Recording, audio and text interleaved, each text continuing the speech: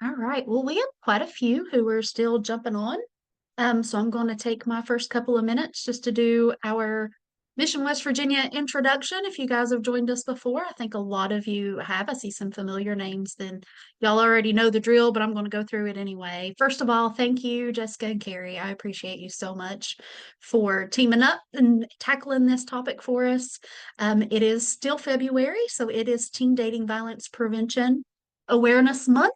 Um, so we wanted to host some type of webinar and get some awareness and information out there. And I appreciate you guys for jumping in and helping me out with this. Like I said, this is one of our largest. I don't know. I want to say that yay, but at the same time, it's sad that so many people are feeling the need to learn more about this because it is unfortunately it's a needed topic. So I really appreciate you guys. And hey, Welch, West Virginia, I'm a McDowell County girl too, so I hope you're doing well. I just saw you sign in there, but um just my quick little shout out to home this week. Let me see. Let's go ahead and get started. So we're going to talk about who Mission West Virginia is, then you'll have our presentation, and then we'll do some questions and answers at the end. So you guys are welcome to pop them in the chat, put them in the Q&A section. That's part of your toolbar. And we'll try to gather those for the end. But like I said, guys, Jessica, Carrie, feel free to jump in and answer anything if you see something pop up that you really want to go ahead and address. We are easy peasy here, easy to get along with. So who is Mission West Virginia? Mission West Virginia is leading a statewide effort to promote positive futures for all kids in West Virginia. We work alongside families as they navigate West Virginia's foster care system and provide evidence-based life skills education to help teens envision and create positive futures. As a result of our work putting kids first in collaboration with social services, school districts, private foster care agencies, and other nonprofits, the future looks brighter for West Virginia. As always, you can learn more at missionwv.org. So frameworks, we do this with two main programs, three actually, but frameworks provide support for those interested in foster care or kinship to understand the system, find a placement agency, and prepare to make a meaningful difference in the life of a child. So the biggest chunk of that is we help to recruit foster and adoptive families in the state.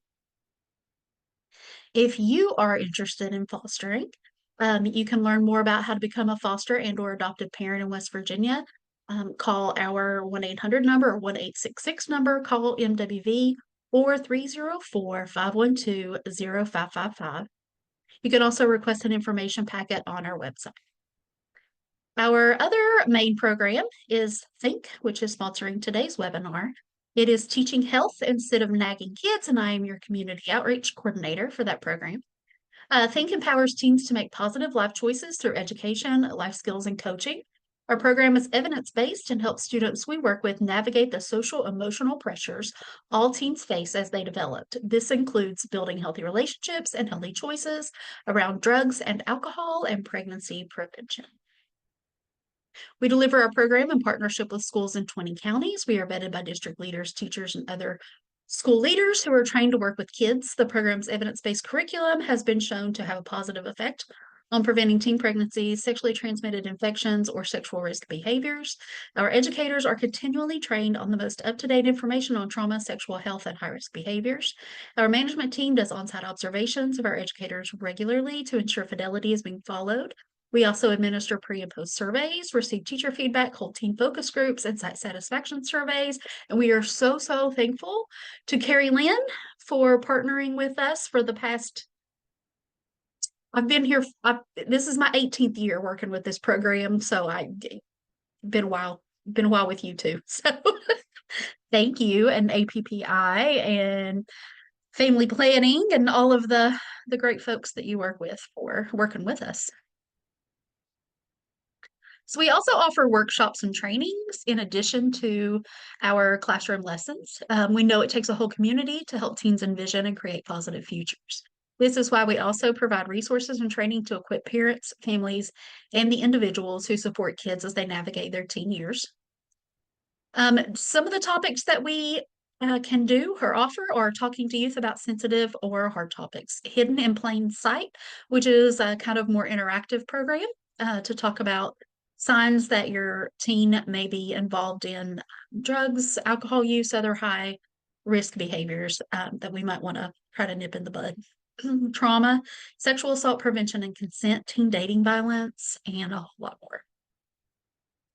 We do offer social work CEUs for today's event, so there will be 1.5 CEUs available. I will have more information about that posted in the chat. You will receive an evaluation through your email, a link to do an evaluation in your email. If you wouldn't mind to fill that out for us, we greatly appreciate it. You will receive your certificate for CEUs from a third-party site called SimpleCert. You do not need to give me any extra information for that. If you registered for this, if you're in the attendance chat list here, registration list, or if you've signed in, you'll automatically receive that. Please check your spam folders if you do not receive it by the end of next week. If you do not receive one, then email us here. You can email Becky at rwhite@missionwv.org, email me at hgore@missionwv.org, or just send a general email. Somebody here will get it, and we will be sure to get you a certificate out. All right, let's meet our speakers. Again, super excited to have you guys here with us. I'm trying to move this chat out of the way so I can actually read what I'm doing. All right, Jessica Bender is a psychology graduate of Concord University in Southern West Virginia. Go Mountain Lions. She began working at Family Refuge Center, a dual domestic and sexual violence service program, in 2016 as the community coordinator. Throughout her employment with FRC, she became the Director of Community Education and served as co-interim director. In these roles, Jessica facilitated violence prevention education and training with youth and adults in 4 service counties and through statewide initiatives. She has also trained other state coalitions across the U.S. on conducting violence prevention programming in rural communities and was a presenter on the topic at the 2019 National Sexual Assault Conference. Jessica joined the West Virginia Coalition Against Domestic Violence in 2021 and currently holds the position of Outreach and Prevention Coordinator. In her spare time, she enjoys traveling, exploring West Virginia with family and friends, and watching scary movies. We also have Carrie Lynn with us today. She began with the Family Planning Program as the Northern Region Adolescent Pregnancy Prevention Initiative Specialist in 2011. So yeah, it's been a while, Carrie.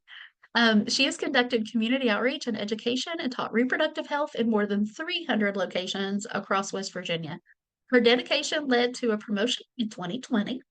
Carrie now serves as the community outreach and education coordinator for the FPP. She received her Bachelor of Science degree from West Liberty University in 2008 and her Master of Social Work degree from West Virginia University in 2011. She believes in APPI's mission to support adolescents as they explore and determine responsible sexual and reproductive options for their future by teaching medically accurate, age-appropriate, and comprehensive reproductive health. Her career has included development of teen-friendly marketing plans for family planning clinics, training health teachers and community agencies in evidence-based curriculum, serving on numerous boards and community resource networks, and the administration of the Federal Personal Responsibility Education Program Grant and the State Office of Drug Control Policy Family Planning Grant. Carrie enjoys the beach, traveling, camping at Big Bear Lake, and her mini Australian Shepherd, Sunny. She has the support of her husband, Josh, and Ari, their very energetic 7-year-old boy. Recently, Ari has started basketball and is having a blast, and Carrie is passionate about the family planning program and truly cares about West Virginia adolescents' health and well-being, and I definitely attest to that. Thank you both so much. And I'm going to stop.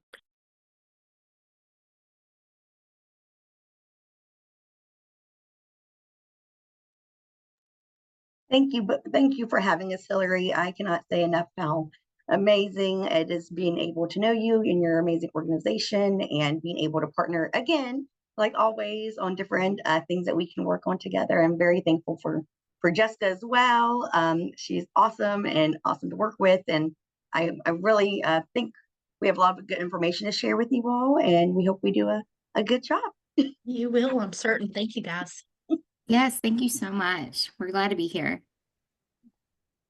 So I'll get us started. I'll just do a short introduction since you introduced me so well. Thank you so much, Hillary. I do want to say, yes, I'm the coordinator for the West Virginia Family Planning Program.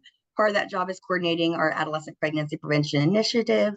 And also, one way I met Jessica, though, was I also worked previously as the prevention educator, a little bit of an advocate at Hope Inc., which is our domestic violence shelter and sexual assault, both in one here in Fairmont. So that's where I gained my knowledge and experience in working with teenagers, mostly in the classroom, mostly in the field, teaching about healthy relationships and teen dating and violence and things that we're going to be talking about today.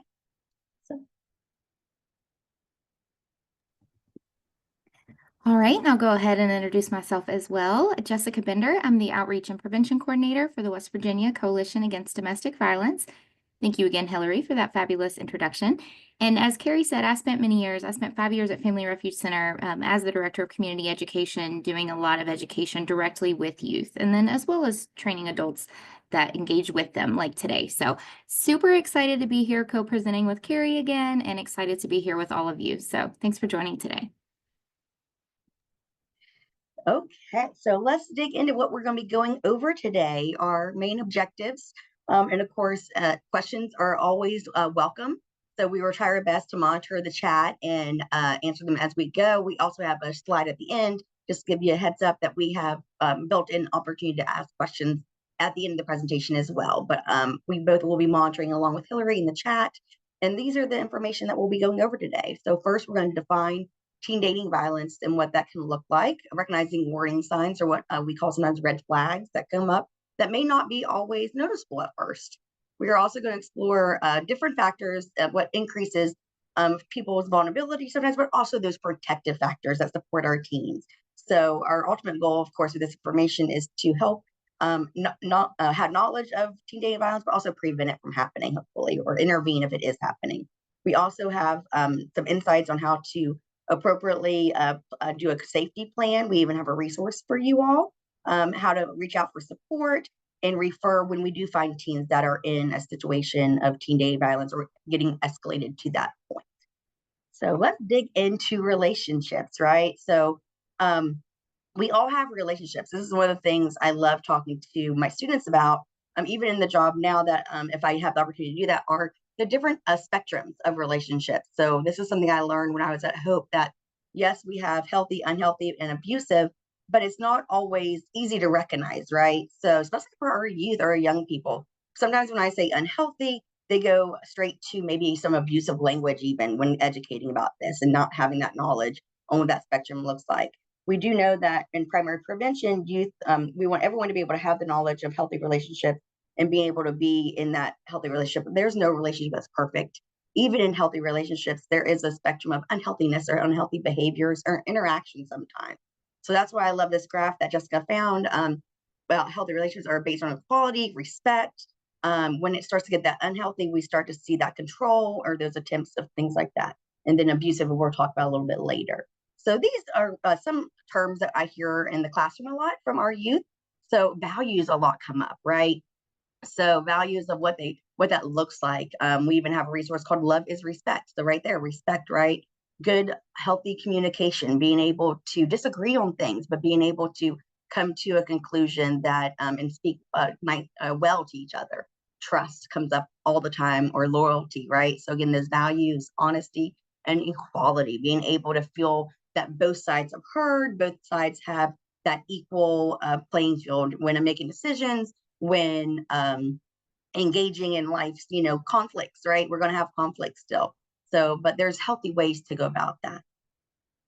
And then the next is unhealthy that comes up. And I will say in the classroom, I've seen it's a lot easier sometimes for our youth to come up with the unhealthy behaviors than it is with the healthy. Sometimes we have to actually pull that healthiness or give them some type of example at first. Or I even use sometimes, hey, think about movies, think about TV shows that you've seen about some unhealthy behavior that you've seen. Healthy. So unhealthy is a lot of times easier for them. So we hear about not having that communication, right? That lack of communication or consistent communication, pressuring to do things, especially in my environment, any type of pressure for sexual activity or something that someone does not want to do, PDA even, right? So being able show that affection in public or not. Not being honest, not being truthful, or not feeling that someone can be honest with them, right? So having that feeling sometimes of like, I really can't be myself with that person because of different reasons. And we always talk about how we have different relationships with different people, but we do concentrate on those partners or those intimate partners and things like that. Struggles for control and definitely disrespect, put downs, anything that especially in front of people. So that's when you start seeing some of the red flags when dealing with unhealthy, when it moves into that dating abuse. Anything else to add, Jessica, for any of those? I don't believe so, Carrie, but I do have a quick logistical question for you. Are you seeing the slides switch when I click them? Yeah, I'm on unhealthy relationships right now. Yes, so they are clicking as you're going, I believe, because I'm Okay, perfect. So I'll wait for your cue. I don't want to jump ahead of you, so I will wait. I think I jumped ahead a moment ago, so my apologies if so. no, you're going perfect. Thank you so much. Any again, if any questions come up during this time, put them in the chat or the question answer. But pretty much we're probably on the same page, all of us, about that constitutes unhealthy and healthy behaviors in relationships. And I do want to say one other thing, though, that a lot of our curriculums help have these conversations. There's some activities in different evidence-based curriculums, like being able to, what does it look like? What does it feel like? What does it sound like? So being able to break that down. So we do have resources if this is something that's needed wherever you all are at in your communities. If this is something that you would like as a resource, I have several activities and things like that that can help with doing these lessons. So I'll pause there. All right. So, on the end of the spectrum opposite a healthy relationship is an abusive one. And we define dating abuse most commonly as a pattern of behaviors that exert power and control over a dating partner. And we use the term pattern because we really want to shed light on the fact that dating abuse is usually involving a series of behaviors that are occurring over time. And often those behaviors are escalating in terms of frequency or how violent they are, so severity as well. However, we do want to be clear that that does not mean that the first instance of abuse is not abusive. We just use the term pattern to really define how that most typically looks in a relationship. And so there are many forms of abuse, and here are some of those. And I feel that until in more recent years, often when we thought of domestic or dating violence, we often thought of what we would see in the media or maybe what we would most recognize. And so that would be things like maybe physical. And so that could include, punching, kicking, scratching, physically restraining someone, using a weapon, any physical behavior that is to harm another or again to exert that power and control. And then next, we might also be familiar with sexual abuse. So that could be any unwanted touching, including kissing. It could be coercing someone into a sexual act, recording it without their consent. Also, it could be coercing someone to take or share a nude image of themselves. And then, of course, rape or sexual assault is a form of sexual abuse. And then the last two on this graph, they can often overlap with each other, so verbal and emotional. Verbal would be things like name calling, put downs, insulting one's partner or insulting their partner's family or friends. That can include threats as well. And that again could be a threat to harm the target of the abuse. It could be a threat to harm their family, their friends, their pets, even. We see that with youth and adult victims. And it could also be threat to harm oneself. So threatening suicide if their partner leaves them, for example, or some other form of self-harm. And also using slurs, yelling, screaming. And then again, that ties into emotional. And I think with the emotional, I think that we hear about that a lot with youth dating violence or teen dating violence, things like embarrassing a partner in front of others, particularly if they're maybe in the same social circle, spreading rumors. We know rumors are rampant in school settings and with adults as well, in small town communities. We, so many of us live in small towns across West Virginia, but that can be so harmful to someone. And then again, making threats to harm any of their loved ones or oneself or the partner themselves.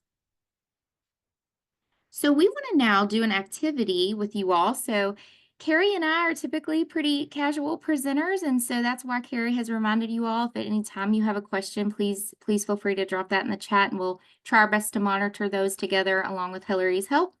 But we also have some activities planned for you all today because we really love to engage with participants.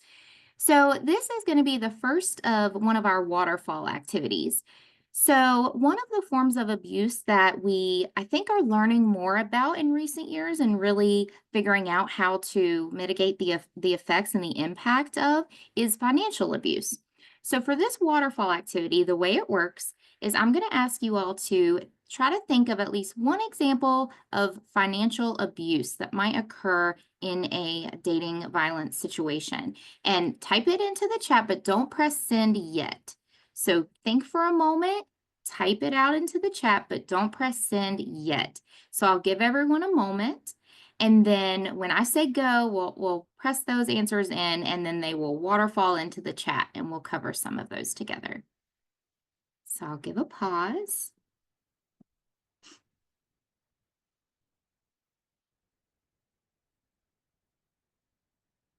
Yes, Abigail. So if you could think of one example of financial abuse, type it into the chat, but don't press send yet. What might be one example of financial abuse, a behavior that is defined, that falls under the definition of financial abuse in a young relationship? That's okay, Michelle. No problem. No problem. Okay. So hopefully everybody has thought up an answer, and go. Drop your answers into the chat. Oh, they're reported. Okay. Awesome. Thank you all so much. Okay, I'm going to try to keep up. Let me scroll up. I won't be able to go over everybody's, but I'm seeing such good responses. Wow. Okay. So I'm seeing here taking total charge of the money, accumulating credit card debt. Yeah, absolutely. If someone has a credit card in their name and then the abusive partner is using that, running that up, holding money over their head. I bought this for you, so you need to do this for me. Absolutely. Person restricting how much money the other person has, keeping track of the financial info for themselves. Shaming you for making a big purchase for yourself. Absolutely. Absolutely. Making someone else pay for everything, not allowing their partner to get a job. Absolutely. Right. And that's one of those things that plays into isolation, which is an emotionally abusive tactic that we see abusers use. And because isolation is often one of the first things, and that can be shown in so many different ways. But that really can keep the person from getting help as the behaviors escalate. Withholding things they need, paying all the bills for the partner and then holding that against them. Absolutely, absolutely. Carrie, do you see any you want to call out in the chat? I'm trying to keep up, but there's so many good things coming in. Yes, you guys are doing an amazing job, and thank you so much for doing this and making this activity useful. We're going to use it other places. Yeah. One was forcing someone to co-sign a loan even, and things like that. So forcing them to go into something that they are not wanting to do or don't feel comfortable with. So yes, definitely. Yeah, absolutely. I Keeping also just secret saw accounts. damaging property. Mm-hmm. Oh, go ahead. Yep. Sorry, no, you're fine. Yeah, keeping secret accounts and stuff too. Mm-hmm. Yeah, absolutely. Absolutely. All right. Well, great. Thank you all so much. Oh, I saw too, demanding that the bills only be in your name. Absolutely. Okay. Well, again, thank you all so much. I second Carrie. Great responses. And we're going to do another activity, another waterfall activity. Now we're going to be thinking of digital abuse. So same as before. So we know digital abuse is so prevalent these days, right? Digital abuse is something that maybe 10, 20 years ago was not talked about as much, but these days, both for adults and youth, our lives are so online. And so when there's a relationship happening, so much of that relationship can be occurring through technical means. So if you could think of an example of digital abuse, I'll give everyone a moment to type that in. Don't press send yet, and then we'll let those waterfall in.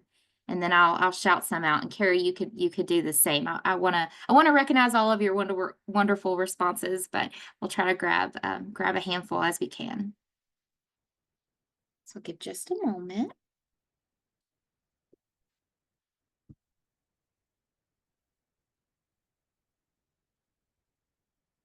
All right, go. Let's see what we've got. Okay. Cyberbullying, body shaming online, publishing revenge porn. Yeah, so someone has an intimate, a nude image of someone and posts that publicly without their consent. Absolutely.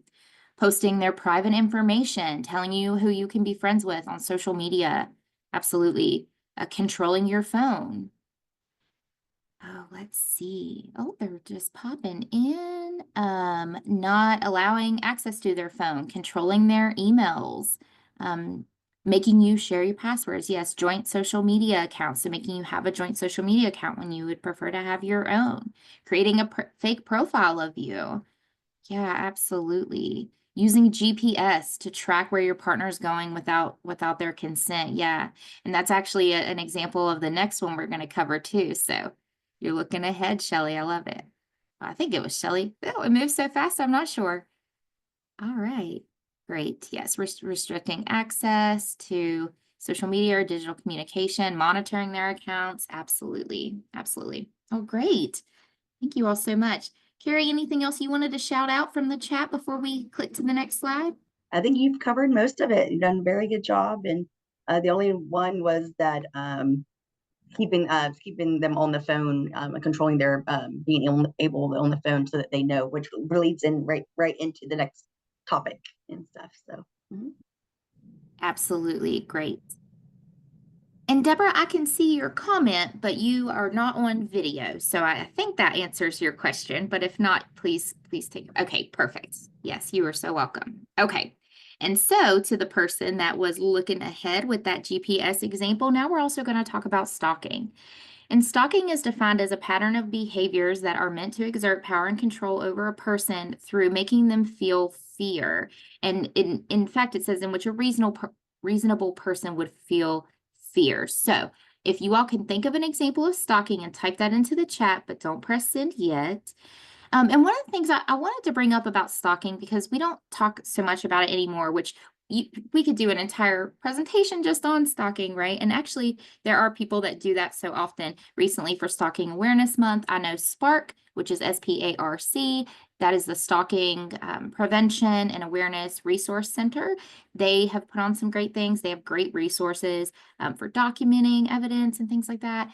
And I wanted to mention stalking because it can be complex. So if someone is in a relationship that is healthy and they have to drive by their partner's home on the way to work during their commute, and they leave a rose on the doorstep as a surprise saying, "Hey, I miss you," it can make that person feel good, thought about, loved. You know, that isn't unhealthy. If that's okay, that could be a great thing. However, if that attention's unwanted, if they've broken up, if the person's trying to break contact, you know, that could feel extremely threatening, right? So even though it's the same behavior. So let's see what some of you all come up with. So go post your answers into the chat. Okay, so showing up at my house, right? Yeah, absolutely. So kind of like our example. Purchasing you gifts as an excuse to bring them to you. Yeah, so showing up and making up an excuse. Driving by their workplace, their home, the GPS tracking, absolutely. Tracking locations via cell phone. Yeah, hanging out at the places that they go, leaving unwanted gifts or items. Yep, like that rose example, right? Calling on a blocked number, using a different number to contact you. Absolutely. Let's see. So leaving unwanted gifts for you. I got that one. Calling places that you're going to. Continuous emails, direct messages on social media, messaging you constantly, even if you've asked them to stop. Waiting outside your classes. Absolutely. Absolutely. All right. And let me find one more. Let me scroll down. I know we still got some coming in. Yeah, so air tagging your car. Yes, absolutely. Using friends to contact you. Yeah, overstepping your personal boundaries, having people following or having people follow you. Yeah, absolutely. Using fake social media account to watch you. Absolutely. All right. Well, you all have done it again. Great responses. Thank you all so much for being so engaging and participating in that activity with us. Carrie, anything else you wanted to add before we hop forward? No, you just said the last one that you just said was the air tag. And I was like, I never really thought about that until just now. Like I have an air tag on my dog actually to keep her safe in case she got out. But yeah, air tags are very easy to hide as well. So that's really thank you for bringing that up, because there's all kinds of new ways people are coming up with being able to do this in a secretive way, even without the person's knowledge about that. So thank you for bringing that up. Yeah, absolutely. And I agree, Carrie. And the thing is, it's Mhm. so accessible now. That type Yeah. of technology is so accessible. Whereas before, you would have thought, 15 years ago, like that Mhm. might not have seemed possible or easy to do, right? But yeah, Yeah, absolutely. exactly. Yes, and the Life 360 app as well. That was one thing too that was developed for safety reasons, right? For being able to, if you're a teenager and you're a mom or dad and you want to know where they're, at, but there needs to be some type of consent there though too. What brings me to the AirTag, where that consent could be taken away. If where Life 360, I will say typically they can allow for that location to be tracked or not. But that goes into again the other abusive part of life, is forcing someone to have that Life 360 to be able to date the other person. So yes, all kinds of different ways. It's definitely things are coming up that are helpful with digital and stuff, but sometimes it's being used in the worst way. Yes, and Snapchat as well. Yes, taking that location off Snapchat is very important. So thank you. I think everyone did. Thank you so much for all of the responses. It makes our job so much more fun and easy. We both are very laid back presenters, like Jessica said. So the next we're going to talk about is how prevalent is this? Like, so how often is dating violence happening in our society? And this is U.S., so not just West Virginia, but U.S. statistics. So take a moment, doing the same thing like the waterfall. So how prevalent is teen dating violence? Oh, we're going all right. Awesome. So everyone is going A. I see some B's, no C's.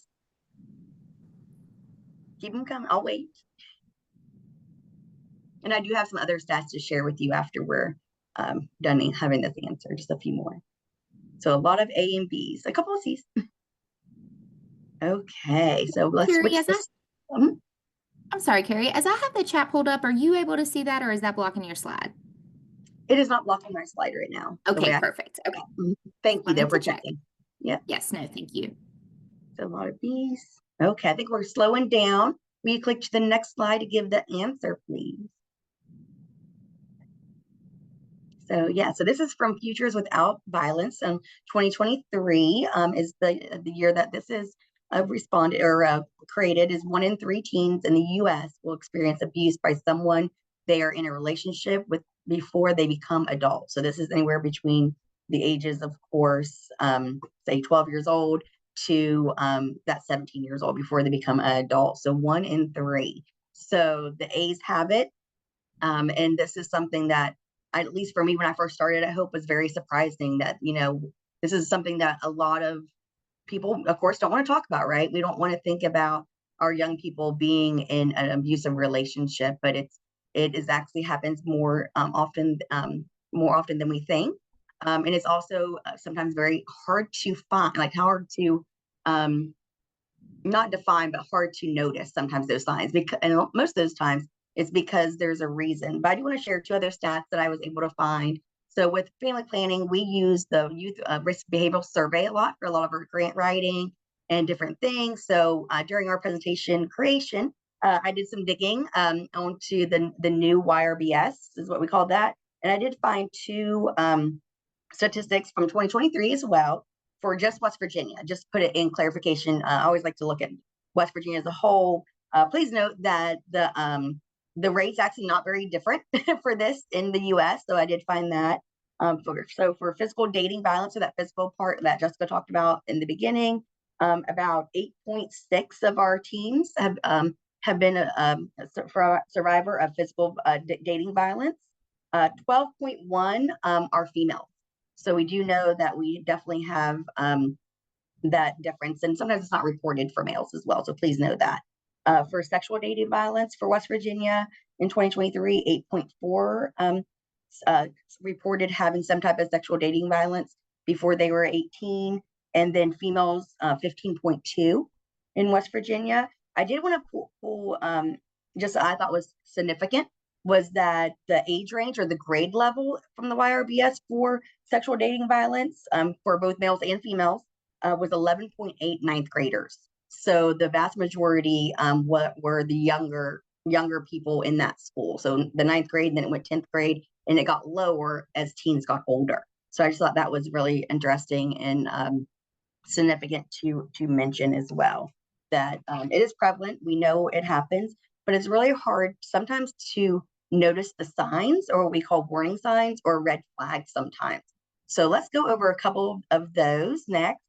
And did I miss anything that you would like to say, Jessica? Any other stats that you wanted to pull in? I thought those two were pretty significant. That's all I have from YRBS. So there's no other stats other than dating, physical or sexual. So. Yeah, no, I loved that you shared those relevant resources for West Virginia. And the only other thing I would say is, I love that you were able to break that down per like the type of abuse. And, with that statistic from Futures, that is just for any of that. So that could be, emotional, it could be physical, it could be digital, right? So it could be any of those forms of abuses as they identify as having experienced. Yes, thank you. Yes, very just really good information to see where we are in our state sometimes too. So yeah, thank you so much. And so these are some red flags for the target or the person that is in that relationship that is going through this. So as Jessica said before, isolation is so crucial to notice sometimes. So some red flags of isolation a lot of times are not being changing that communication. So going back to what we were talking about with the phone and things like that. So changing in like have to be on the phone all the time, changing in social habits or activities sometimes, so that that partner is not wanting them to engage in their friends anymore, their family member. Maybe they, it's the family that had dinner every night, right? So it had dinner every night, and now we're seeing that that person is really isolating themselves or secluding their rooms way more often and not joining in the social circles, family or friends that they used to do. Changing in behaviors or mood, right? So withdrawn, depressed, and anxious. I know of a story. I always like telling stories just because the experience that we've seen is sometimes becoming really anxious about that phone, right? So being like, say that you're a caregiver or you're someone or even a teacher that says, a lot of our schools now are saying, put your phone in, in the bin, or you can't have it out, or it needs to be away, or it needs to be off at night, or a parent or caregiver taking the phone because of consequences, right? So I've seen people in the past where they really become anxious about that because that control is there, right? So when that control is not there, that escalation happens maybe. So having that fear of that escalation is just one example. Making changes in or constantly on the phone goes back to that, and noticing these red flags and that strong reaction sometimes is that. Making excuses for partners' behavior, right? Also seeing their academics fail, not be as an A student or a B student anymore, bringing home D's and F's, things like that. And also, please note unexplained injuries, right? So bruises, injuries that they don't know how to explain, or they're hesitant to explain those abuses. And then substance use. So substance use is one that is a coping mechanism, right? So alcohol, drugs, marijuana, things like that to cope with the anxiety, the fear, and all those really strong emotions that the person might be going through. One other thing I wanted to also bring up is that sometimes these signs to the individual that's going through them, it may not look like this at first, right? So it may not look like they're trying to control them even. It might look, or they might even see it as love, or they're caring about me. They're wanting to spend all their time with me, not with my friends, because they love me or they care about me. So we're getting to what to do is helping as a friend later, but just understand that the isolation is there from family and friends, because who do you think is going to see the signs first? Who do you think is going to see those signs or be able to point them out to the person going through this? If everyone wants to put in the chat, they can. I always ask that question with my youth too, in that way, like, and a lot of times they're like, we would, or their family would. So that isolation piece is there. Yeah, best friends, family, friends, teachers, or the trusted, safe adults in their life, even if they stop coming to your social circle of their activities and things like that. It's okay to reach out. It's okay to help. Yeah. Friends. Yes. Friends, big time. Yeah. So those excuses come up of, I don't really like your friends, and again, it just keeps, it's like escalation. So the next is red flags from the abuser. So there's also red flags with that. Thank you everyone for putting that in the chat. But yes, the answer for the people that care about that person the most, right, are going to see those signs first sometimes before they even notice themselves.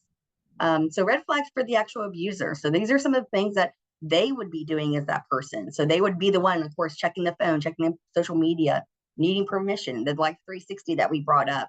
So it's also okay to notice if you notice an abuser and be able to be a bystander for that somehow.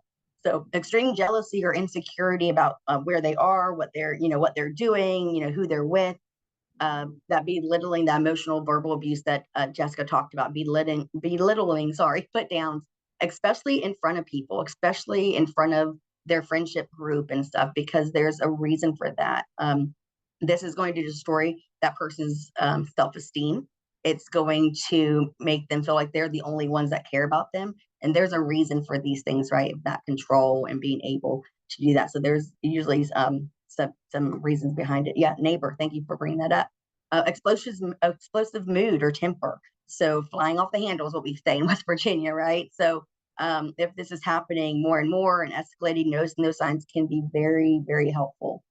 Making excuses, being possessive of the person, again, that controlling or demanding behavior, any type of pressure to have sex or sexual activity, of course, is not okay. And pressuring, like as what Jessica said before, could look at control, that I gave you a gift, so you need to give me that, give me that in return.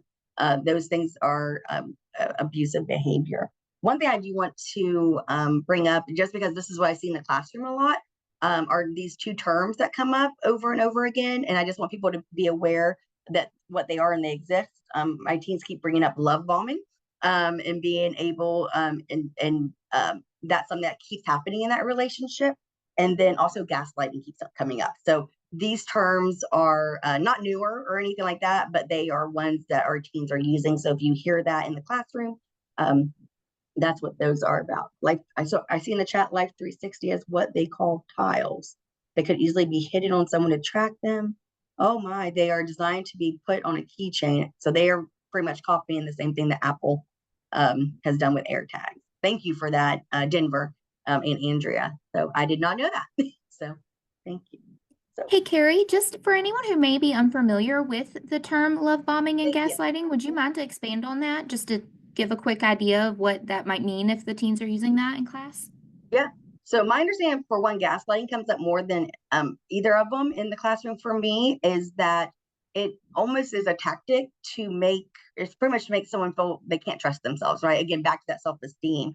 So, say that someone is checking their phone, like, I know you were on my phone. I saw you do it. No, I wasn't. I was just picking it up. Or I didn't say that to you in that way. Or you're overreacting to my response or my behavior, and making someone feel like they cannot trust themselves, or that pretty much that behavior is okay even sometimes. So, and it's an over and over and over again thing. It's a little bit more than just lying. It's trying to convince the other person that they cannot trust their own instincts or their vision or their my teens give way better examples than I can, because they've been through it, they've seen it. And also my understanding of love bombing is that being there all the time for that support, giving gifts, loving them all the time, and then removing that love for whatever reason they say that they're not doing anymore. They not say ghost them, but they withdraw that love, withdraw that affection, withdraw that attention, and as a punitive of some sort sometimes as well. And then they love bomb them again. So please add anything, Jessica. That's my understanding from when teaching the classroom. There's no term in my books for these. They're just things that have come up through conversation with young people. Yeah, no, absolutely. And I think that you definitely nailed that. I would say with the gaslighting too, essentially the goal is to just completely invalidate their experience and their perspective. And then with the love bombing too, yeah, and someone has said in the chat that their daughter has experienced that as well. Stephanie said saying you're the reason the abuse is occurring because you did so and so. Yeah. And so with the love bombing too, I think that it's important to realize that, we know abusers are master manipulators, and so they are doing this initially to gain trust. And then that way, when that is taken away, it can be as they just said in the chat, well, you deserved this, and put the blame on them. Mhm. And there's also in the chat, term came from wealthy couple. She had inherited money and he wanted to prove she was crazy at that time. They used gaslight fixtures. She would turn them up and he would sneak and turn them down, making her feel she was crazy. Oh my, I did not know that. But yes, thank you for that clarification too, Jessica. I appreciate that. Yeah, absolutely. And do you mind if we cover a few more things in the chat? We've got some things coming in. Okay. Yeah. So Catherine had shared she had left an ex-husband, and he suddenly started providing flowers, being extremely nice, doing anything to get me to stay. That was her experience with the love bombing. You covered Audra's note about the gaslighting definition. Catherine said it's almost like classical conditioning, where the abuser is, quote, training behavior with showering with love and then taking it to retrain the behavior. I think that is a great way to lay that out, Catherine. Yeah, absolutely. And Michelle, yes, you all will receive the slides after the presentation today. And Laura said she didn't know where that came from. And we got some more things coming in. I'm sorry to take your time. Carrie, I Grooming. just want to shout Yes. out those things Oh, from the no, chat. no, you're good. That's how we do. One person said, I'll say one last thing. A client left her husband. He threw on the charm, the love, the miss you, love yous. And then oh gosh, I lost it. Yeah. When she falls for it and comes home, he reverts back. Yes. Yes. Well, so and that talks about that cycle of abuse too. So that brings, for me anyway, that brings that up, is that abuse can also be a cycle, right? Where that there's a honeymoon stage again, that lovey stage again, and it goes and then it slowly escalates again. Yeah. Yeah, Joy said that this can be prevalent in cults as well, and Stephanie brought up how the gaslighting can relate to the Gabby Petito case, which we have been seeing in the media with the new documentary coming out. Yeah. Thank you, everybody. And I love Jerry's comment about grooming and stuff like that, because yeah, it is, like you said, master manipulators, and there's also grooming behavior in these abusive relationships at times too. Absolutely. All right, are we ready for the next slide, Carrie? Yes, we are. Thank you. Okay, so we know that there are these signs, right? And there could be many other signs as well. You all have been talking about a lot of those in the chat. And we also know that maybe there won't be any signs. But regardless, sometimes someone in a situation might not be aware that a certain behavior is unhealthy or abusive, and they may even think that it's normal. And that is one of the barriers to getting help, and particularly with a young person. So, like the work that Carrie does, where she works with youth in settings in person and talks with them about healthy relationships. That's so important to do. And we're going to talk a little bit about that in a few slides as well, and expand on that more. But believing that it's normal is something that could happen if that's the type of relationship they've seen, if they've witnessed it at home in the media, they might think that that's okay. And another barrier could be that they lack the resources or the ability to get help. So even if they do recognize something is unhealthy, something is abusive, they may think, well, where do I go? I don't know where to turn, right? And so, and that could be for a lot of reasons. And one could be that isolation, right? So even if they know a resource is available, maybe they can't access it, right? And then we talk about how we're so closely connected through technology these days. But I can speak for myself. I have very rural internet, and I live right behind City Hall in my town. And then still the internet's terrible. So we do know maybe they don't always have a connection to resources, even to get on and search and see what might be available for them, or have access to, a personal phone. And so that all plays into, not knowing about the resources. Maybe resources aren't readily available to them right in their town. And so they can't get that help either. And then we know that, and we'll kind of talk about mitigating that too. So it's not all gloom and doom, but we'll talk about how you all can play a role in getting those resources to them and meeting them where they are. But then also we know that we hear from many survivors of violence, regardless of age, that they did not report the violence because they feared they would not be believed. And particularly with youth, they may be disbelieved by adults. And unfortunately, too, it might also be minimized. So, we might think that, a young relationship, oh, that's their first girlfriend, their first boyfriend, puppy love, we might not take it as seriously being so separated from what they're currently experiencing in their lives. But we do know if these unhealthy behaviors or abusive behaviors are occurring, that is dangerous, and we should be aware of that and know how to respond if those are present.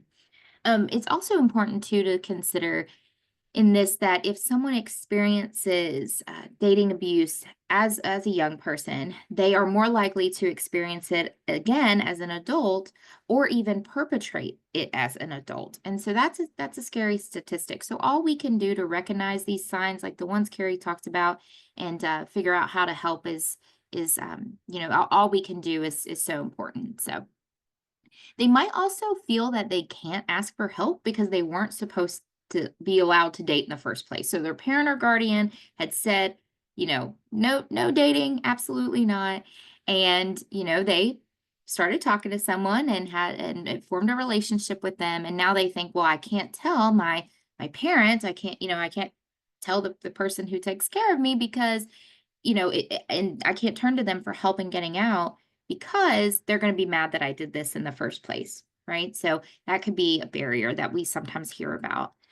And they might have valid fear for their safety or that of their friends and family. So, we mentioned with that verbal emotional abuse, those threats, that is reason. That is a valid reason to feel fear. And I don't have any statistic around it as it relates to like teen dating violence specifically, but I was recently on domesticviolenceshelters.org, and I had came across some information on a study that they did that said in a domestic violence relationship, that 77% of the homicides that occur within a domestic violence situation occur upon separation. So we know that leaving can absolutely be the most dangerous time for a survivor. And so that's really scary. It's a valid fear to have. And so again, it's just so good that we're all here learning from each other together about what we can do to support a teen survivor in getting safe. And then they might feel embarrassment about the situation, shame and guilt with that manipulation from the abuser. Again, you all have called it out already. They might say, well, I'm only doing this because you did this, right? And putting that blame on them. And the survivor might believe that. They might be feeling peer pressure. So particularly if they're in the same social circle, they may feel like, well, I don't want to lose my friends. They might think, well, they're going to take the abuser's side, and then what are they going to say about me? And everybody's going to know. And we know there's peer pressure even just to be in a relationship in the first place, right? I mean, there's a lot of pressure on our young people.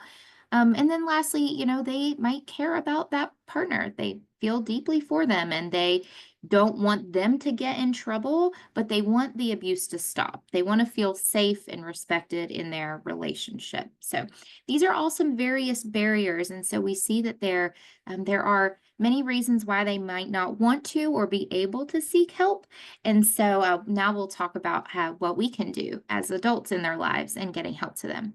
Carrie, did you want to add anything on this slide? No, I just wanted to add that there have been some comments in the chat that have been very useful about experiences that they've seen in their communities, or one was about parents confronting the child or children or teenager and doing like I told you so kind of thing. So having that embarrassment, right, or that shame, that might be something that the teen knows or has experienced before, and that's why they're reluctant to even disclose. When Joan said that she even had to talk with their 11-year-old stepson about the girlfriend. So a lot of times we think about it's just happening to women or girls, but no, it can happen to boys as well, because that person was checking their phone constantly, their location, looking up friends, families, and teachers. So some of those definitely abusive behaviors. And then again, go back to your same comment about having resources but not being able to access them because of the community. And they said that they were even too murders in the community from a domestic violence situation. But that's all. I just wanted to read what was in the chat. Yes, thank you so much, Carrie. And my apologies, I had to hide my meeting controls so I could make sure to follow the flow of my slide appropriately, and I missed those. So thank you so much for calling those That's out. why I'm here. Thank you. Yes. Yes. Okay. So moving along then. So now we can talk about how to help, right? And so again, one of the first things is keeping an eye out. Actually, one thing that's not even on here, one of the first things is learning about teen dating violence, learning about its prevalence, learning about how it may show up in real life situations. And you all are doing that here today with us. And again, we're learning from you all as well. So learning about it is the first step. And then you can keep out for those keep an eye out for those warning signs. And if you do see some of those red flags or, things that you think might be unhealthy, abusive, then one of the ways, if you suspect that there's unhealthy behaviors or violent abusive behaviors happening, you can ask open-ended questions, and you can do so with curiosity. And I do see something coming in up here. Oh, okay, Michelle. Okay. I'm not sure what the Michelle FYI was too, Carrie, but if you do find that, feel free to shout that out. And you can feel free to elaborate, Michelle. But yeah, so one of the things you could do is just say, hey, I realize that you haven't been hanging out with Carrie and Jessica as much anymore. Is everything okay? And, doing so in a way where it's not putting pressure on them of, why aren't you hanging out with Jessica and Carrie? I saw Carrie, she said you haven't called her back. What's going on? That's a way that puts pressure, that calls them out, that can add to the shame and embarrassment and fear that they're already feeling. So just asking an open-ended question that's strategic. You are trying to get information, but you're being curious about their life. And that's true, right? You are curious. You are curious about how they're doing because you're recognizing something seems off. So listen to, believe, and thank them. So saying, if they do start to disclose that something unhealthy is going on, saying, I can understand that was really hard for you to share. I appreciate you trusting me with that information. And you deserve to feel safe and respected in your relationship. That can be one of the first responses. And of course, personalized by depending on your relationship with the person and, any information that you have. But just some of those core elements is listen, believe, and thank them for sharing that, because that can be really difficult to do. And then validating, empathizing, and trying to create a space where they feel safe to share with you. Let me check the chat here. Oh, and Michelle said that she has a resource. Great, thank you. Yeah, I'll have to check that out. So in terms of creating that space, so in continuing that conversation with a young person, if they say, for example, my girlfriend wants me to give her the password to my Snapchat. I don't really want to do that, but she says, if I'm not hiding anything, what's the big deal? That's a space where you can say, you have the right to set a boundary in your relationship, and that includes a digital boundary, and they should be respectful of that. And those are yours to determine, right? Your boundaries are yours to build.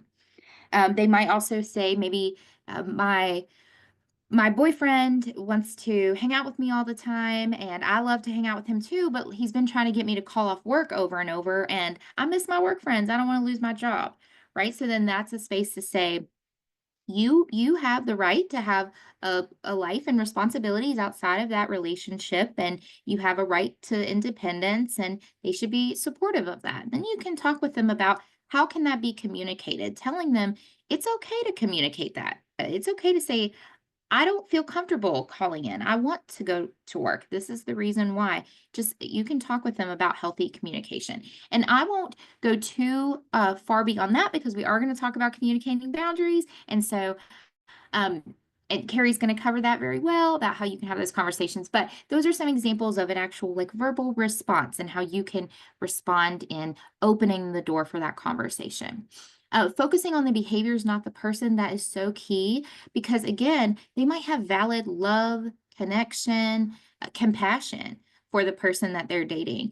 And so rather than calling out that person as an individual, focus on the behaviors that are happening. So you can say, these don't sound healthy to me. What can we do to help you feel comfortable in addressing what's going on, because I'm concerned, right? And sharing that genuine concern. That can kind of help um, break that up to where the good feelings they might have about this person won't keep them from seeking help and respect for themselves and safety for themselves. And also it puts the survivor at the center of the conversation and asking, what it is that they need based on their experience.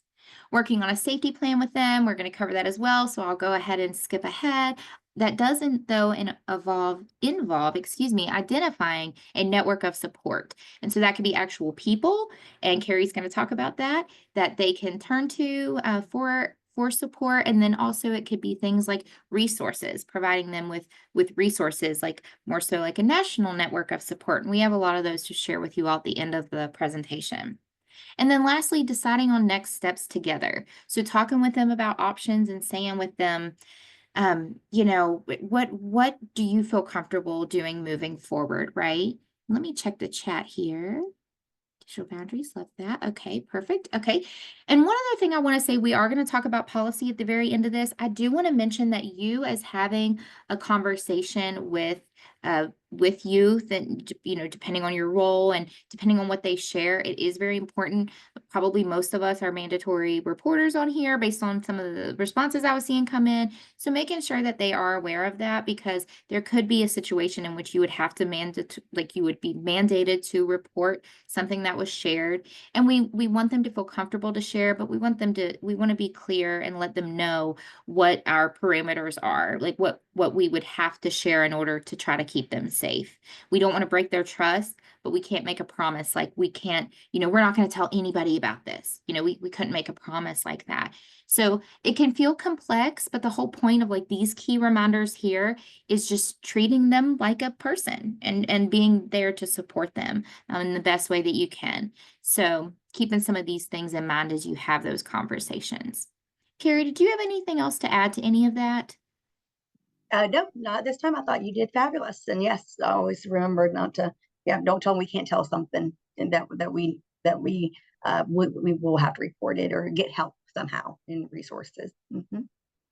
Absolutely. Absolutely. Well, thank you. And let me, if I can find my way to click to the next slide. Okay, I'll pass it to Carrie for safety planning.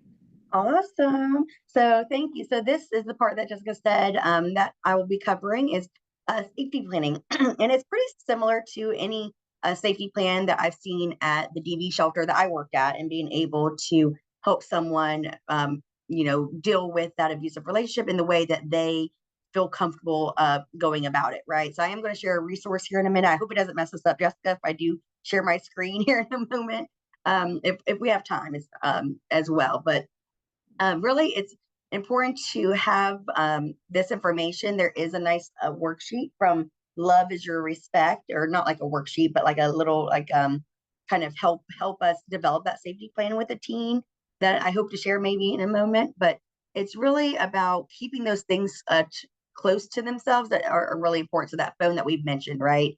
So having that way of communicating and having that support network in place. So friends, family, trusted safe adult. It might be a school counselor, it might be a teacher or a coach, or someone that is with that teen and noticing these signs, right?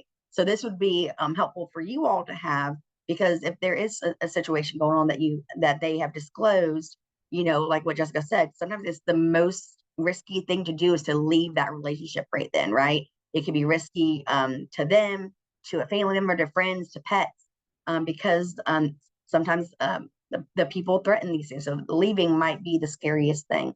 So starting with a safety plan, explain to trustworthy friends and family what to do if they think you are in danger. So having a plan on if they, even like a code word is what I've seen before, like a code word or a code text message, maybe they're not at home. Maybe they're with that person somewhere else where they're isolated. So sending a text message like, hey, mom, don't you need me to bring the milk home, or something like that. Or and those are also known sometimes as delay tactics, or different ways to get out of a situation that we've used in our family planning world for sexual behaviors or anything like that, but also could be used for safety planning, maybe.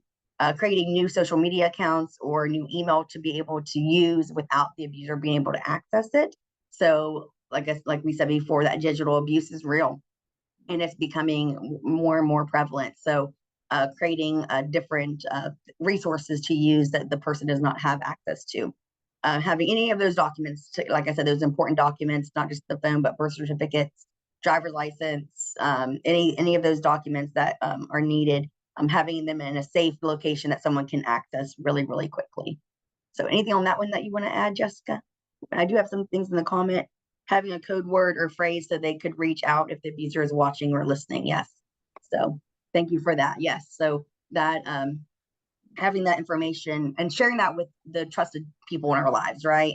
So, and I'm going to get into a little bit later about helping with a friend, because friends might be the one also to help do the safety plan, but also talking to someone that is an adult or having someone that has resources, information, experiences, right? So, are you able to move Yeah, slide? Oh, sorry. I am. Yeah, no, I was just going to say I think that was great. I didn't have anything to add other than that there is an interactive safety plan in addition to the one that you'll share from Love is Respect, where it can go on and be personalized, and that website's listed at the end. So Perfect. Thank you for bringing that up. Yes. So, yeah, and this slide goes towards the preservation of the evidence. So any type of like record, text messages from that digital abuse, pictures of any physical abuse, things like that, any type of evidence that can be useful to not just for criminal situations, but making sure that when we get into policy, like Jessica says, that way when the school's able to intervene or able to make changes, sometimes they want some type of evidence to have proof that this is going on, and that's the reason why we're having to make these changes in the school setting or wherever, on the bus, or things like that. Making sure that if we are in the location, like I said, not within, say, our home or somewhere safe with other people that are around us, having exit routes or some type of escape plan can be very useful as well. So what is the safest, quickest way to leave a situation could be. And then again, that could be where that code word is gets brought in, right? And we always say to our students, blame it on the parents or caregivers. You just need to get out of a situation, even something like that, but being able to get out as safely as possible and just blame, like, my mom says I have to leave, or my grandpa is, needs me help with this. So different ways to get away, and then figure out what next, right? So be aware of safe, like I said, safe places closest to them. And joining support groups, right? Joining support groups for teenagers who have experienced dating abuse themselves. I know we probably lack that a little bit here in West Virginia, in schools and things like that, but it is something that if there is a support group, even online or something like that, where someone can be able to get that support and building back up that self-esteem and not feeling alone, right? So not feeling alone and being isolated again and stuff. So did you want me to show the worksheet now, or do you want to wait till the end? I can put it in the chat, maybe. that is up to you. We can go ahead and Okay. you can go ahead and share it. I'll stop share and then I'll go ahead and while you're pulling that up, I'll mention some things in the chat. So for one, in terms of that, having a list of things to take with you in case of an emergency, we at the coalition, we provide safety plan cards. We say they're small enough to fit in a shoe. They are not targeted or they are not targeted toward young people. They are for adults, but it could be the same. But if you all are ever in need of those, please reach out to me. And then I also want to say, Sherry said that a safety planning module could be really great in middle and high school health class. I agree. Catherine says she's told her children any situation, they can always blame it on her. And Lana said she says the same. So I just wanted to lift those up. Oh, that's awesome. Thank you so much. And thank you for sharing both those resources, Jessica. And I'm not going to go line by line, but this is just, then Jessica's the one that found this and shared this, was from Love is Respect. One of the first things on here is like, who are the people that person could reach out to? And this is where you can literally sit down with them if they have, the time and need to sit down and do this. There's also a digital version, as she said. And just really there's different sections. So one is staying safe at school. So we know teenagers, say their significant other or abuser is at school, being able to stay safe there is very, very important. we know, again, going back to policy later, that hopefully there's some policies in place of being able to keep people safe and away from people that are being abusive. But all in all, this is one way to go about that. How to get home safely from school, say that person is stalking them, or knows their route, knows what time they leave, what car they're in, or what bus number they are on. So what are different ways to stay safe getting home? How can I make sure that a friend can walk with me between class? So this is just going between classes, and it gives two options, so it's and or, and being able to come up with different plans of even like those free periods, right? Like lunchtime. I know teens don't really have recess anymore, but they do typically have a break maybe somewhere in there, or a period where less supervision, right? So where can we be those eyes on those youth? What would that look like? The next is staying safe at home. So again, going back to using caregivers or a trusted safe adult, telling our family members what's going on in the relationship. There may be times that they're going to be alone at home. So who is the person that could maybe be there with them if they are going to be alone for 2 or 3 hours? Is there an aunt? Is someone that would be safely there with them, right? So most likely not like another teenager, but someone that is able to do something, able to help if there is a need. Again, safest way to leave my house if there is an emergency. So I'm not going to again read line by line. There's also, I think, is very useful is the chat, the call, the text. This is something that again in a health class a teen could access themselves, right? So and being able to develop their own safety plan. And then there's a little checklist. And then over on let me see if I can scroll over on this side. There's phone numbers to have listed during an emergency, who to call, who to respond to. This makes me think also of campus life, right, Jessica? So like even colleges, universities being able to access this. So what is that phone number of campus police, right? So if I am out and I am in a situation, who can I call to help? And we can share this as a resource. I don't mind to put in a chat later. And it's just something that can be very useful if someone needs it, say, in the nick of time. I'll stop sharing. Yes, absolutely. And Misty had asked about a copy of that. So I'm asking Hillary at Mission if she could put that in that follow-up email that the slides are going to come in. But if it's too late for that, if that's already done, Carrie, if you don't mind to go ahead and share it. And then if we need to get it to you some other way, you all could also reach out to us. We and can then do Catherine, both. I'm not. That's perfect. Oh, okay.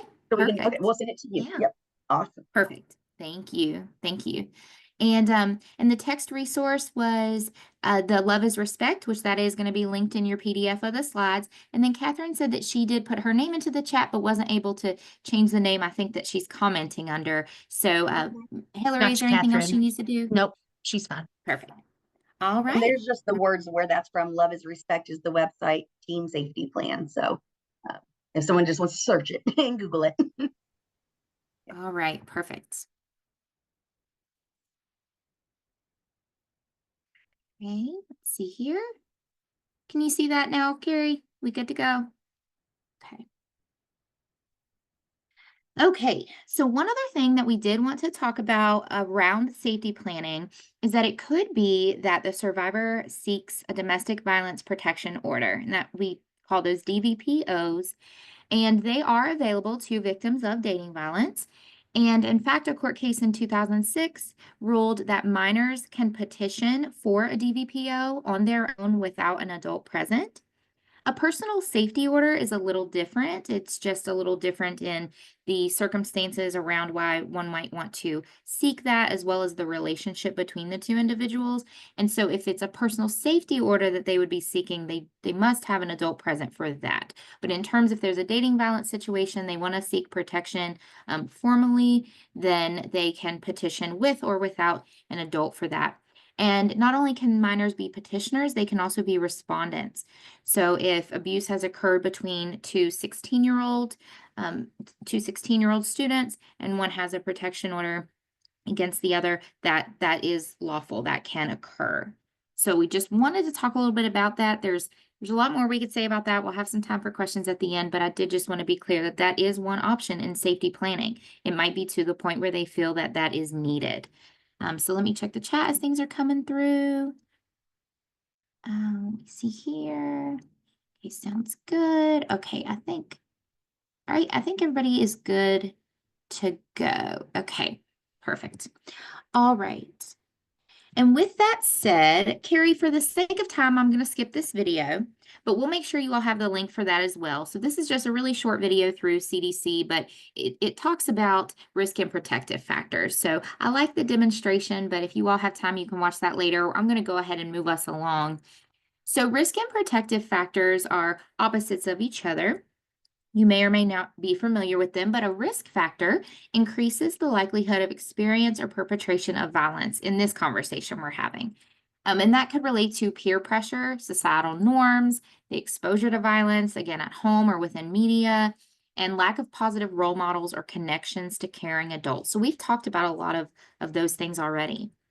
And on the opposite end, a protective factor decreases the chance of likelihood of experience or perpetration of violence. And so that could include strategies to build resilience and protective support networks. We've been talking about that stuff today, how you all can take some of the things we've talked about today and provide them to students and other young people to have those strategies and build those support networks. Connection and commitment to school. So I'm not sure how many folks are online from school. I think I definitely did see some people. That is a protective factor. So keeping that connection there and making them feel like they are supported by those that work at school, the school personnel. That's really important. Neighborhood support, cohesion, and resources. So as you all are sharing resources with us in the chat and as people are networking, I saw people saying, hey, earlier, and catching up with people that you maybe hadn't seen in a while. That's a part of that. That's a part of that cohesive support and providing resources and sharing them together. And then lastly, connection to a caring adult. So you all are already doing such incredible work within your agencies to serve youth and support youth. But even you, just as one single person, a connection to a caring adult is one of the greatest protective factors. It is shown to buffer against so many negative effects of various experiences if they have at least that one strong connection. So you all can be and are being, I already know, those people. So that's really wonderful. And I'm going to go ahead and click right ahead. I know we're running short on time. One other thing we wanted to share is that even though this conversation has been around teen dating violence, these risk and protective factors also overlap for other life impacting situations, such as mental health crises, teen pregnancy, and substance misuse, and others as well. So if you are building protective factors and you're decreasing risk factors for someone, you're not only impacting the occurrence of them experiencing dating violence by decreasing that likelihood, you're also decreasing the likelihood of them experiencing these things as well. Okay, and so when we think about prevention overall, again, educating teens on healthy relationships, consent, and boundaries, having conversations about that. Carrie's about to break that down. Encouraging healthy communication and self-respect, promoting positive role models and peer support. That's so important. We're going to talk about helping a friend, as Carrie said, and then establishing clear rules and expectations. And we'll finish ourselves up today with talking about a little bit about policy. So I'll pass along to you, Carrie. Thank you so much. Yes. So as we've been going, we've been talking about these things already, right? So having those boundaries are so important. And this is not to say that, each of these have to be done, but this is just something that we know can be very useful for a youth to be able to have that confidence, right? To be able to voice what they want, what they don't want. So please put a thumb up, please. In the with using your reactions down below, a thumb up or a heart, either one. I love the heart. If you've ever done education around communicating boundaries. So just quickly, nothing in the chat, but just, let me know if you've done some of this stuff, either with your young person at home or a young person in school or community organization. Oh, I love seeing the hearts and the thumbs up. Awesome, awesome, awesome. So again, this is just adds on to that education that Jessica just talked about, prevention, right? Yeah, thumbs in the chat too. Thank you. So I'm so glad that you all are already starting to do that work or have done that work of helping teens understand how to have these relationships, right? One of the key questions I get asked in the classroom, even regarding reproductive health, is how to have these conversations. How do we talk about these difficult subjects, right? So this is just one tool, and it can be used for all kinds of different conflicts or decision making. So if you don't mind to go to the next slide. and I'm just going to like quickly, but I would definitely want to respect your time, but I definitely want to answer questions. So if anyone has questions about this, please stop me and put it in the chat and I'll answer. One is being clear, right? Being clear and specific. Who's ever had say the date night, or even just, trying to figure out what's for dinner, right? I don't know what do you want for dinner? I don't know. What do you want for dinner? So like even like just being clear and specific. So using language that is concrete, and that way we're avoiding those misunderstandings, right? We all have had misunderstandings, I'm sure, through text message, right? Even with our own significant others or parents or friends, like, sending text messages can be very confusing, right? So verbalizing these clear boundaries, being concrete and sticking to them. Yes, every night. Yes, so Longhorn every time. I know, and I'm trying to make it lighthearted, right? This is really serious, but it can come up through all kinds of aspects of our lives and relationship of being clear. The next one is one that I try my best to use as well, especially during conflict or disagreement, or using our I statements, right? I've even used this as the ground rule in my classroom. Instead of saying, you make me mad, or you make me feel bad, or you, I feel this way. I believe this, or this is, using those I statements and then making it about us and not about you. And that, because we know when we start saying use at people, they're going to get defensive, right? So that conversation already is already off to a rocky start, and is really hard to diffuse at that point sometimes. So trying our best, again, no one's perfect, but trying our best to use I statements and being able to explain our boundaries and what we want and what we don't want, right? It's okay to have those boundaries. Next, please. And this is, so the next one is communicate your why. So why is that boundary important? So why do I want to not have you on my face? I say Facebook, tell my generation, I don't want to share a Facebook account with you. Because I want privacy. I want my friends to, and me to have that for myself. So of course this would go to other things. And I do want to say, with communicating why, when it's warranted, please know that. So there are going to be sometimes, say, especially with sexual behaviors or, or things like that, sometimes it may not be, you may not feel like you have to say your why. So please know these can give and take. So that why, it can be helpful in showing that person that your perspective or their perspective, and sharing what the reason is for that boundary. Another one I've seen come up in my classroom is is PDA, right? So what is okay with us to share in public? Is it okay for me or for us to hold hands? I know that sounds simple, but that's something that's communicating a clear boundary, right? Is it okay if I, give you a kiss in public? Or is it okay that, being able to communicate these things and giving that why? Like, no, I don't want to, because I feel uncomfortable, doing that, or because, for whatever reason. Mm-hmm. Next is, of course, the way that we go about our behavior, right, and express it. We all have probably seen the activity or talked about the difference of passive, assertive, and aggressive, right? So assertive, of course, expressing our feelings, expressing our needs confidently without being aggressive is really important. So not being hostile or demanding, but being assertive and not being passive. That's a whole nother conversation we could get into for another 30 minutes probably. So we'll move on. I do see a comment in the section. Keep in mind the term, yes, sorry, date rape was not coined until the 80s. Yes, and often not recognized as rape by the victim. Yes, so date rape is something that it's not something that's been around for a long time, the term. But yes, it's not okay to physically touch anyone any way that they don't want to be touched, right? So rape, kissing, fondling, any of those things are sexual abuse and are not okay. But these are kind of new terms that we're having, right? And having these conversations. And that's why, going back to that one about, sometimes it's you don't need to communicate your why. Sometimes it's just a clear boundary. No, I'm not okay with that. Don't do that again. So, but through conversations, if it is warranted, being able to communicate that why. Listen attentively and be consistent. So listen to the response of the other person, their reaction. They may have other points to make. And again, bodily autonomy. You don't have to do anything that someone doesn't want to do. However, it's okay to also listen to the other person's side if warranted, and being able to have that conversation. And being consistent is so important, sticking to that boundary, even if it's difficult to say no sometimes.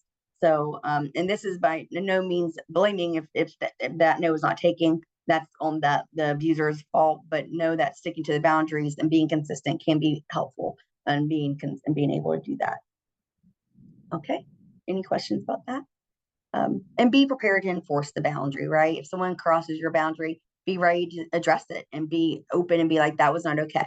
You know, that is something that we've talked about. We've agreed to that this is my limit. And, you know, and sometimes we have a breaking point at that point. If this keeps happening, right? If this keeps happening, that's when it's showing those unhealthy behaviors again.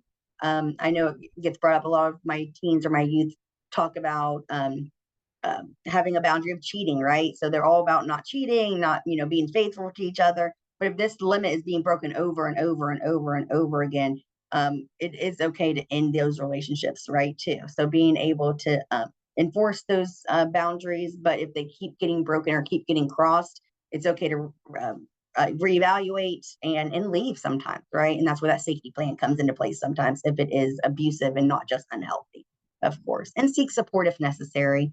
Trusted safe adults, parent, caregiver, counselor, close friend. And that leads me into the next topic is helping a friend, right? So I know when I've done education in some of my local schools, the way I find out about sometimes an abusive relationship for a youth or a teenager is the friend actually tells us sometimes. So it's not the person that is the survivor of that, but sometimes the friend. So how can we educate our youth on how to help a friend, right? So please note they are minors, they are youth, so they are not going to have the same tools or maybe knowledge or experience as a trusted adult. So always end with having this conversation with going towards that trusted adult for that that next needed help. But it's okay for friends not to be scared to reach out, right? It's okay for them to ask their friend. I saw that you all just had a pretty good disagreement, and you look pretty frightened right now. Can you want to talk about it? Can I help you? So being able to be that bystander, right? Either by intervening and asking what's going on or how that person is doing, or finding someone to help us do that, right? So don't be afraid to reach out in some way for that person if they are the youth's friend. Even if they're not the friend, sometimes they're acquaintance, right? And being able, even that sometimes happens. Be supportive, listen, just like what Jessica said earlier, listen patiently, honor their decisions if we're able to, and being able to be that supportive and believe them, believe what they're telling us.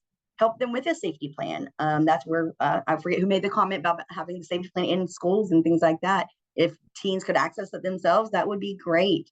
Help them create that emotional safety plan and being able to keep themselves emotionally healthy as well. And identifying those resources or that support.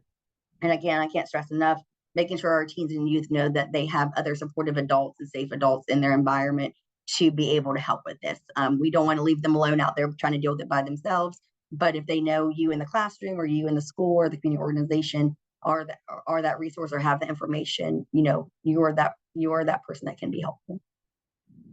Sorry, that's a lot of information all at once. I hope I covered everything. If I did not, please, Jessica. No, I think that was great. Very important conversations that we can have as adults with young people. So we're going to talk about policy in our last 2 minutes together. I'm going to leave this up. I would love to hear from you all in the chat. If you can go to your chat option and click the emoji, you can type a keyword like thumb, taco, pizza to get the emoji to pull up. But I would love to hear from you all. Does your agency have a teen dating violence policy? Thumbs up, thumbs down, or not sure? And if you do, how familiar are you with that policy? So there is no right or wrong answer. We just want to get a feel for the room. And I'll go ahead and leave it on this slide for you all to see as I talk a little bit about policy, since we don't have much time. Everyone, it would be, schools are required to have policies around this. Depending on your agency, maybe you aren't required, but if you are working with youth, it could be so important to have a policy that is comprehensive, that gives a definition of teen dating violence, that talks about how one can prevent, what education you'll provide around it, how a survivor can report. Once a report has been made, what is the process for handling that? What are referrals you can make, resources you can offer? Just all of those things are things that you can include in that policy. There is also at a school, there are Title IX coordinators. Title IX of the Civil Rights Act does relate to dating violence. So that might be the person that leads these efforts in those institutions, but it could look differently depending on where you work. One other thing I wanted to say is make sure that that information is publicized to students, parents, personnel. So make sure that everyone's aware of the policy, that it's accessible both in person and also online.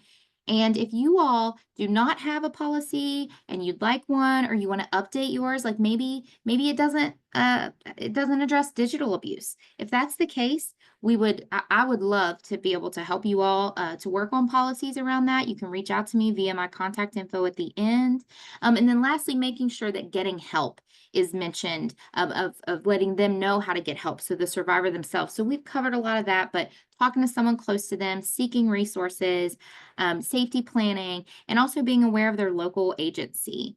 So I know that was so quick. We are literally at time. I'm sorry I had to rush through the end of that, but again, please feel free to reach out to me. You all will get these slides, you'll get these resources. And as I'm looking through, I can see a variety of things, right? So some do, some don't, some are very familiar, some are not as familiar, and that is all okay. If you are on the spectrum of not having one or not as familiar, or again, you just want to update it, please reach out to me. So thank you all so much. We are at 1 minute after, so I'm happy to stay on if anybody has any questions, but I want to be respectful of your time. So thank you all so much for being here today. Carrie, did you have anything else to add? Nope, I think you covered it. And thank you for giving me the time to go over the communicating boundaries and the helping a friend. I appreciate all of you. I appreciate Jessica, you most. Like, she created this fabulous presentation for us to use. So thank you so much. And I'm good to stay on for as long as needed, by the way. So this is all I have really on my agenda today. Yes, well, thank you, Carrie. It's been so nice presenting with you, and thanks everybody, and I'll stick around as well. And I appreciate both of you. This was amazing. Thank you so much. There will be a survey link will be emailed out to everybody, as well as, I'm sorry, the slides for today and the worksheet that you shared. We can send that out as well. And then be on the lookout for your certificates from Simple Search in your email sometime next week. Maybe as early as tomorrow, but probably next week. And check your spam account, junk mail. If you don't see it by next Friday, send us an email and we'll get it out to you. I'm not seeing any questions pop up. I'm seeing lots of thank yous. And Thank you. same for me. And if anyone needs resources, APPI is a resource. We are working on some like actual lesson plans, but we also have curriculum like mission that goes over some of this information about healthy relationship that we are totally open to sharing just an activity. If someone just needs an activity about healthy relationships out there or any of those things or unhealthy, we can share that. Absolutely. And I'm sure I Mission agree, does. Carrie. Same here. Yep. Yeah. Yep. And yes. So feel free to reach out to us. Absolutely. All right, let's see how we're doing here. See people signing out. I don't see any questions. I would love all the resources. We'll send out as much as we can. Yes, Hillary, I know you already have the slides, but as Carrie had said, we can share that PDF of that safety plan. And then also, if Okay. I could send you that link of that video I didn't get to share, I'd like to do that. Yeah. Oh yeah. Okay. That's good. Yeah, we'll send all of that out. As soon All as right, we sounds great. No log problem. off here, I'll send that resource, that worksheet stuff to you. I don't know if you guys noticed, the participants got up to around 293 that I saw, Oh, which is nice. amazing. Good. Amazing. Thank you Good. so much. Whoa, that's awesome. I think that might be the Yeah. biggest group I've ever presented to. Yeah, this has been great. Awesome. And One again, other that thing, much I'll be- participation, it's a much Yeah. sought after and needed topic. So I appreciate you guys. Yeah, absolutely. So glad everybody came. Yeah. Yeah. Well, Glad either for the opportunity. be at the counseling conference next week. I almost forgot about that. I meant to mention that during the Counselors Association conference. I won't be there.